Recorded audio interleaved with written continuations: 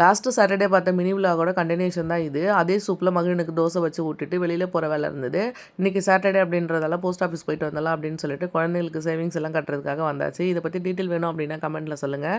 இது வந்து எப்படி பே பண்ணணும், மற்றபடி அதோட இன்ட்ரெஸ்ட் என்ன, அந்த மாதிரி டீட்டெயில்ஸ் எல்லாம் சொல்கிறேன். மதியம் நான் 2 பேரும் போயிட்டு அதெல்லாம் பே பண்ணிவிட்டு கொஞ்ச நாளாக வீட்டில் உடஞ்சி போன ஒரு ஃபோட்டோ வச்சுட்டு இருந்தேன். அந்த ஃபோட்டோ வந்து எனக்கு ரொம்ப பிடிக்கும். ரீசெண்டாக தான் வாங்கினது. ஸோ அதனால் அதை எடுத்து போடவும் மனசு இல்லாமல் அப்படியே வச்சுட்டு இருந்தேன். அந்த கிளாஸ் மட்டும் மாற்றிடலாம் அப்படின்னு சொல்லிட்டு இன்றைக்கி எடுத்துகிட்டு வந்திருந்தேன். கடையிலையுமே கேட்டிருந்தாங்க, கிளாஸ் உடஞ்ச உடனே சேஞ்ச் பண்ணணும், ஏன் இவ்வளோ நாள் வச்சுட்டு இருந்தீங்க அப்படின்னு சொல்லிட்டு. எடுத்துகிட்டு வரதுக்கு டைம் இல்லை. கிட்டத்தட்ட 6 மந்த்துக்கு மேலேயே வந்து பார்த்தீங்கன்னா உடஞ்ச ஃபோட்டோ வீட்டில் வச்சுட்டு இருந்தேன். நிறைய பிரச்சனைகள்லாம் வந்து போயிட்டு தான் இருந்தது. இப்போ தான் தோணுச்சு ஒரு வேளை இதுதான் அது ரீசனாக இருக்குமோ அப்படின்னு சொல்லிட்டு. அதனால் இன்றைக்கி கையோடு சேஞ்ச் பண்ணிடலாம் அப்படின்னு சொல்லி கொண்டு வந்து கொடுத்து அதுக்கு கிளாஸ் எல்லாம் மாற்றியாச்சு. அப்படி ஃபோட்டோவுமே மாற்றிக்கிறீங்களான்னு கேட்டாங்க.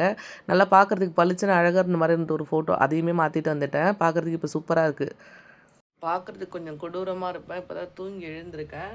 2 நாளாக மாங்காய் காய போட்டிருந்தேன்ல, அது இப்போ என்ன நிலமையில இருக்குதுன்னு தெரியல. இன்றைக்கி தான் செகண்ட் டே காய போட்டு வந்தேன் காலையில். இப்போ போயிட்டு அது எப்படி இருக்குன்னு பார்த்துட்டு அதை அப்படியே எடுத்துகிட்டு வந்துடலாம் வாங்க.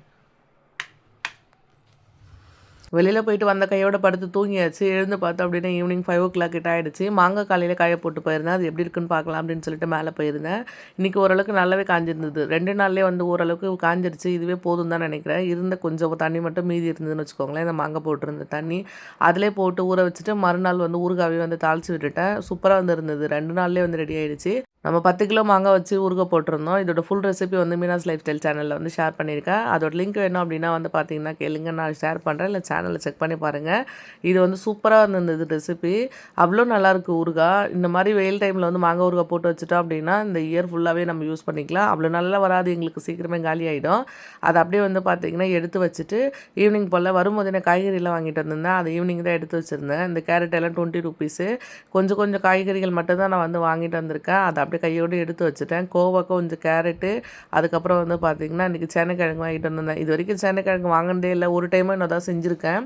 இன்றைக்கி வாங்கலாம் அப்படின்னு தோணுச்சு. அதையுமே வந்து பார்த்திங்கன்னா வாங்கிட்டு வந்துட்டேன். அதுக்கப்புறம் பச்சை மிளகாய், இது எல்லாத்தையும் வந்து எடுத்து வச்சுட்டு அப்படியே ஈவினிங் டீ போடுறதுக்கு போயாச்சு.